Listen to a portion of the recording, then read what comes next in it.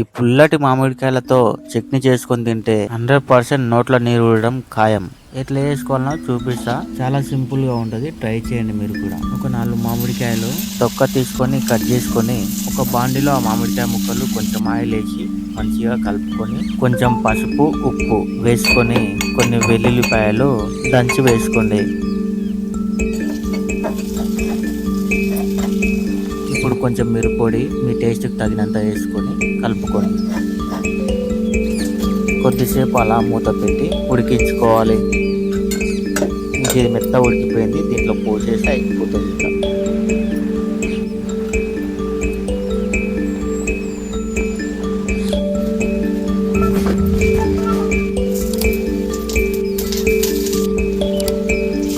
చూడండి ఎంత బాగుందో. మీకు ఇప్పుడు ఎలా అనిపిస్తుంది కామెంట్ చేయండి. ఈ వీడియోపై అభిప్రాయాన్ని తెలపండి.